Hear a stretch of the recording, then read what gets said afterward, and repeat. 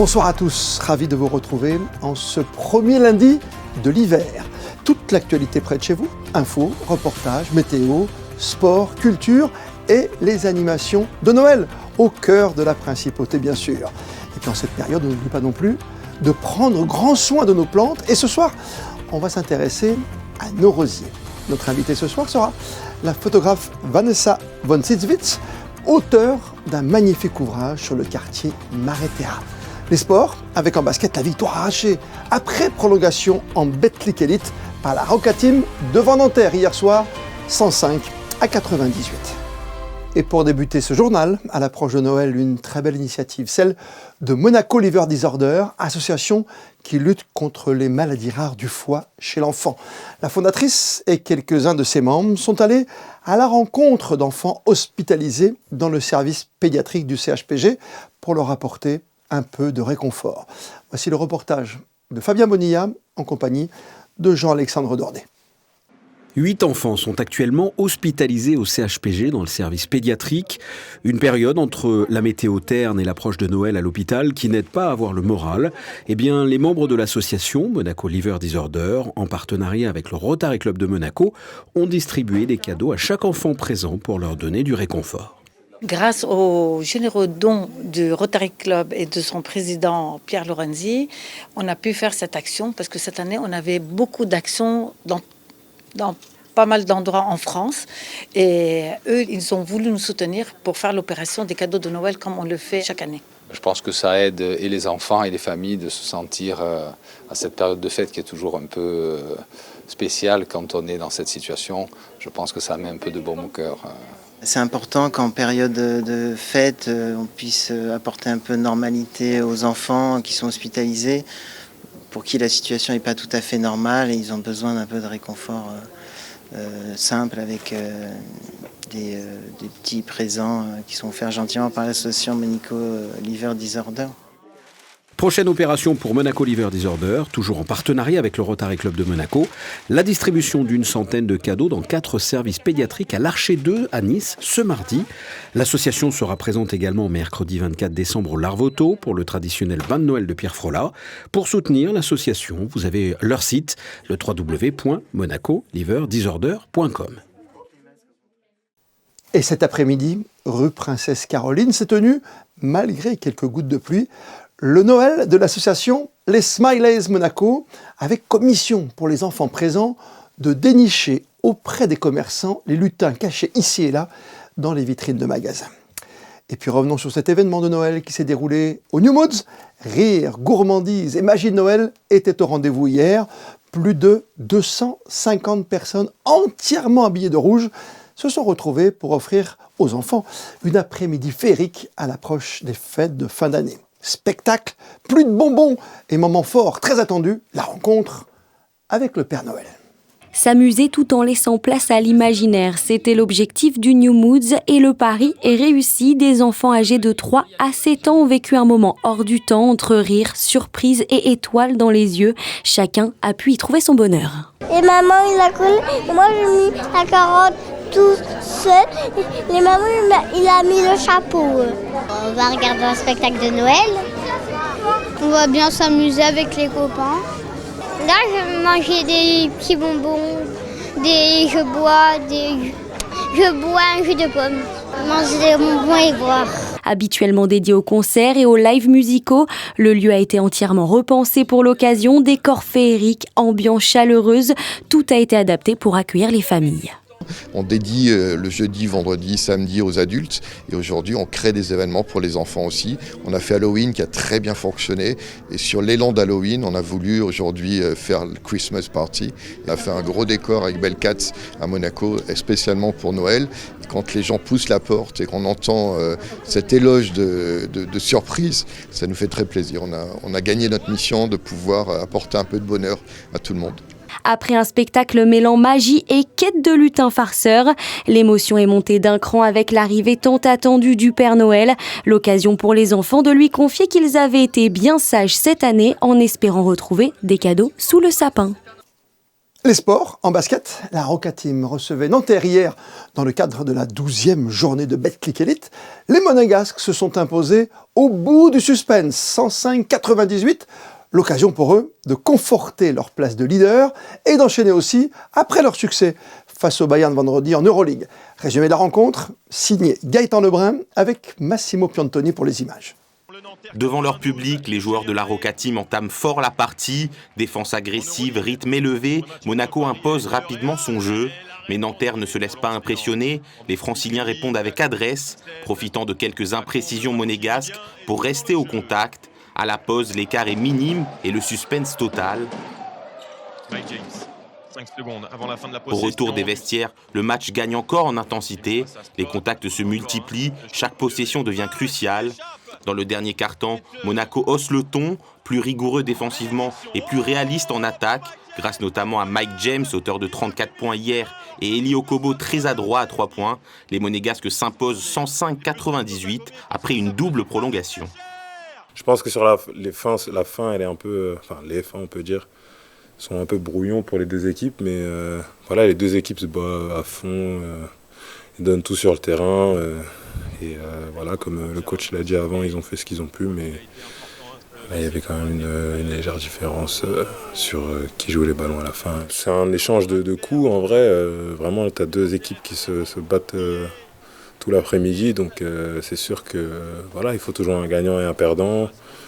Ils ont pas allé de main morte, voilà, ils ont joué un bon basket aujourd'hui et voilà, ils ont failli l'emporter, mais on est content de sortir vainqueur de ce défi. Une victoire importante pour Monaco qui conforte sa place de leader. Une rencontre à l'occasion de laquelle Mathieu Strazel, Mike James, Eli Okobo et Alpha Diallo, tous les 4 sélectionnés pour le All-Star Game ce 28 décembre, se sont aussi vus remettre le maillot pour la rencontre. Football et Monaco qui a très bien terminé l'année avec sa victoire en Coupe de France, une qualification 2-1 à Auxerre. Les Monégasques connaissent également le nom de leur futur adversaire désormais. Ils joueront leur 16e de finale à Orléans le 10 janvier à 15h30. Joli cadeau de Noël en tout cas cette qualification après un mois de décembre pour le moins compliqué avec de surcroît la blessure hier malheureusement du milieu de terrain international Takumi Minamino, victime d'une rupture du ligament croisé antérieur du genou gauche. Il devrait manquer la fin de saison avec Monaco et la Coupe du Monde avec le Japon. Toujours en matière de ballon rond, juste après votre journal, nous vous dévoilerons la lettre écrite au Père Noël par l'un de nos experts foot, Grégory Campi. Ce sera tout à l'heure dans les experts du foot de Noël. C'est une véritable star de la photographie que nous recevons ce soir sur Monaco Info, Vanessa von Zitzwitz, de nationalité allemande et aujourd'hui installée à Monaco. Bonsoir Vanessa von Zitzwitz.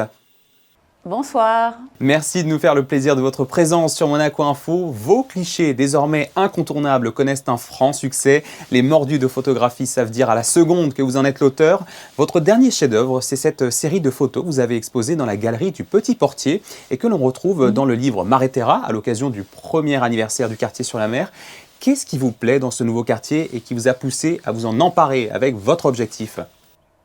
En fait, ce qui était vraiment intéressant pour moi, c'est de transformer cette architecture en intégrant une mannequin et en la rendant plus humaine, parce que ça fait depuis des années qu'on est tous curieux, qu'on passe devant et qu'on se demande quand ça va être fini, comment ça sera. Et j'ai été très très impressionnée par l'immeuble Renzo. Donc j'ai eu l'opportunité de proposer ce projet et c'était vraiment un jardin pour moi où j'ai passé de janvier à octobre à photographier cette même mannequin dans différents endroits de Mare Terra avec les jeux d'ombre qui sont fantastiques et voilà, donc ça a été la première fois qu'en fait j'intègre une mannequin dans de l'architecture. Et je devais faire attention que l'architecture ne prenne pas le dessus et que la mannequin non plus ne prenne pas le dessus. Donc c'était assez compliqué finalement de réaliser ces images.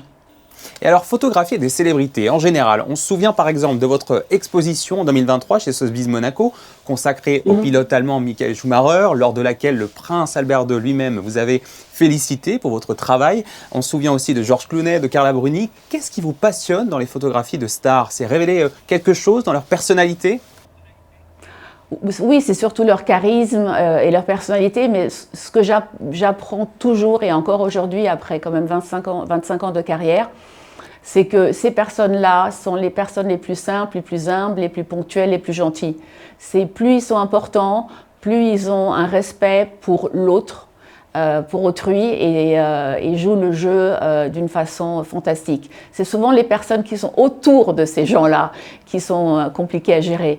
Mais la chance, c'est de toujours découvrir quelque chose de très intime quand j'ai mon appareil photo très proche d'eux, parce qu'en fait c'est il y a un jeu de séduction, il y a toute une façon de regarder à travers l'objectif son sujet et à essayer de l'analyser et de peut-être découvrir quelque chose de caché que peut-être à travers mes images on le voit, je ne sais pas.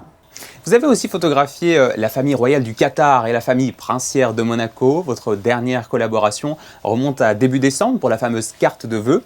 Vous aviez déjà réalisé des portraits de la princesse Charlène. Est-ce que cela vous a rapproché de la princesse et plus largement de la famille princière ? Je connais le souverain depuis très très longtemps puisque j'habite à Monaco depuis 30 ans maintenant. La princesse a été un vrai cadeau. On a travaillé 2 jours ensemble pour une série de photos qui a été publiée il y a quelques années et son côté naturel, spontané, très ouvert et extrêmement professionnel a été génial. Et donc j'ai vraiment passé 2 jours avec elle. Très complice. Ça s'est passé sur 2 jours, vous dites? Oui, on a photographié à l'intérieur du palais et on a aussi été dans différents endroits. Il y a cette fameuse photo où je l'ai placée sur des rochers dans le port de Fontvieille avec le musée océanographique dans le fond. Et donc elle a joué le jeu, elle était dans une sublime robe du soir blanche avec des escarpins et elle était comme une espèce de sirène qui sortait de l'eau. Pour cette couverture d'ailleurs qui a eu pas mal de succès.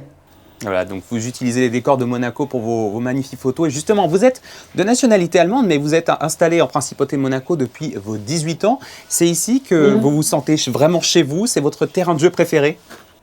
Ah, complètement, parce qu'il y a des recoins, d'ailleurs que je ne dirais pas, que j'utilise un peu comme des studios extérieurs. Et je suis toujours à la recherche et je découvre constamment d'autres endroits où je peux m'amuser et justement placer des personnalités pour les photographier. Quel est votre spot préféré? Mon endroit préféré à Monaco, c'est définitivement la Nouvelle Digue. Il y a une très très belle lumière, il y a le béton que j'adore photographier puisque j'aime vraiment mettre en contraste toujours la peau d'une femme, la féminité avec la dureté du béton. Et puis il y a la mer juste derrière. Donc ça c'est pour moi un studio extraordinaire. Et alors demain, quels sont les nouveaux projets qui vous attendent? Je suis en train de travailler sur un livre sur un très grand cavalier d'obstacles, Marcus Ehning, qui est une légende dans notre monde puisque je suis aussi cavalière. Et c'est une personne que j'admire depuis toujours. Et j'ai eu l'occasion de le rencontrer. On a décidé de collaborer ensemble et de faire un livre sur lui. Donc je le suis sur les terrains de concours, chez lui, avec ses poulains, dans les écuries. Et je m'intègre complètement à cette personne qui est de nouveau un des plus grands et qui est de nouveau une des personnes les plus humbles et gentilles que j'ai rencontrées. J'ai énormément d'admiration pour lui et je suis très très contente que finalement en Allemagne on va avoir un livre sur cette grande personnalité sportive. Voilà, encore un nouveau de vos projets qu'on suivra avec grande attention. Merci beaucoup Vanessa Van Sisvit d'avoir été avec nous sur Monaco Info. Merci et bonne année. Et bonne année à vous. Joyeuses fêtes.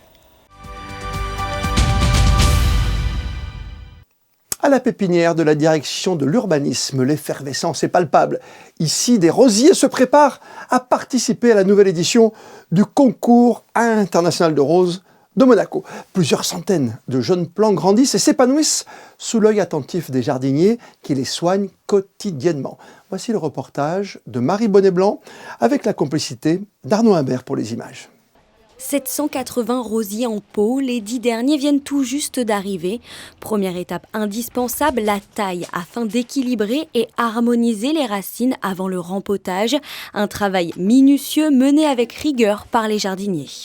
Je vais le praliner, juste ici. Voilà, en fait ça sert surtout à protéger le rosier, à vraiment le fortifier. À l'intérieur du pot qu'il y a ici, vous voyez, vous avez du pomiche. Le pomiche, ça sert à drainer après pour bien s'occuper du rosier, pardon. Donc je mets déjà un fond de terreau. Ensuite, je mets délicatement le rosier sans les abîmer les racines. Voilà, comme ceci. Voilà. Là, il y a déjà mon fond.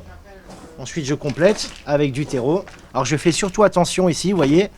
Là, par exemple, ici, vous avez le porte-greffe. Ça, il faut faire attention à vraiment pas pas l'enterrer. Sinon, le rosier va avoir beaucoup plus de mal à se développer. Voilà, je remplis bien. Il ne faut pas trop tasser, hein. Faut vraiment que les racines puissent vraiment bien, pour mieux se développer, pardon. Voilà, si je fais bien mon contour, j'appuie légèrement dessus. Et vraiment, je reste à fleur du pot. Et voilà, mon premier rosier est terminé. Les rosiers sont ensuite transférés en serre où ils seront observés pendant les 4 prochains mois. Chacun d'entre eux est numéroté. En tout, c'est 70 producteurs qui ont fait parvenir une dizaine de rosiers, mais seulement 5 de leurs plants seront retenus pour participer au concours. Sur ces 5, on choisit le maximum de boutons, le maximum de fleurs et de fleurs fanées. Il faut compter déjà une bonne quinzaine de jours pour que ça commence à avoir les boutons qui commencent à apparaître.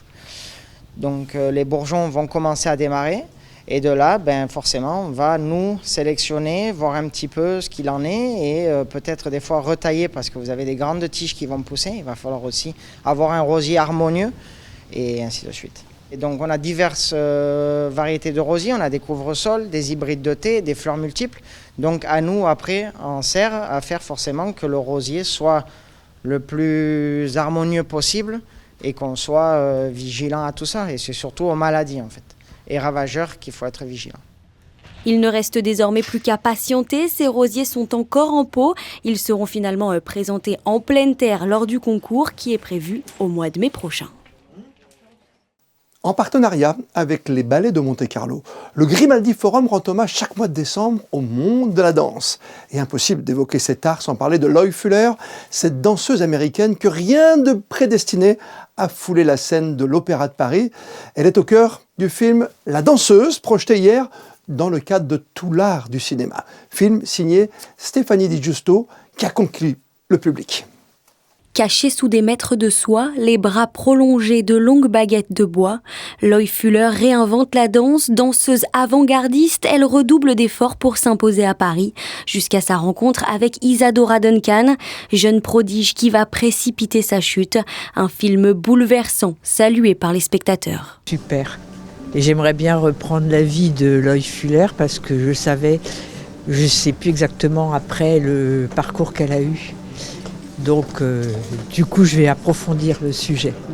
C'est un très beau film. J'ai surtout ressenti la douleur de l'effort et pour arriver à la perfection. Il est de 2015 et j'en ai jamais entendu parler. Mais quelle merveille! Et ça, pour la programmation, c'était vraiment fantastique. La personne qui l'a programmé, j'ai trouvé ça fabuleux. Tout l'art du cinéma, c'est plus de 20 ans de projection. Cette année, le fil rouge est consacré à la comédie américaine. Le deuxième trimestre de la programmation débutera dès le mois de janvier avec un film qui donne déjà envie. On reprend la comédie américaine de Frank Capra qui s'appelle New York, Miami, qui est un film absolument savoureux, très drôle, très bien écrit et que les gens ne se lassent pas de revoir. C'est un film avec Clark Gable et Claudette Colbert et qui est vraiment un film magistral. Si la programmation vous a séduit, le rendez-vous c'est le 6 janvier prochain à 19h au Théâtre des Variétés. Un rappel avec le programme de fête cette semaine sur Monaco Info. ce soir. 21h, tout d'abord, le concert exceptionnel de l'Orchestre Philharmonique de Monaco sous la direction de Charles Dutoit avec en soliste la pianiste Martha Argerich. Demain, mardi, à l'honneur, l'Opéra de Monte-Carlo qui célèbre Maurice Ravel. Et puis mercredi, toujours à 21h, vous pourrez revivre en intégralité le gala du 47e Festival international de Monte-Carlo, Festival du Cirque 2025. Et avant de découvrir vos prévisions météo pour les prochaines 24 heures, avec Christinda Petit-Homel, comme le veut la tradition, on termine votre journal en images avec les meilleurs clichés réalisés par nos photographes de la direction de la communication en cette année 2025. Et ce soir, notre curseur se positionne sur le mois d'avril. On se retrouve demain, 19h, pour un tout nouveau journal. D'ici là, passez toutes et tous une excellente soirée. Et plus que jamais, vous le savez, vous êtes bien sur Monaco Info.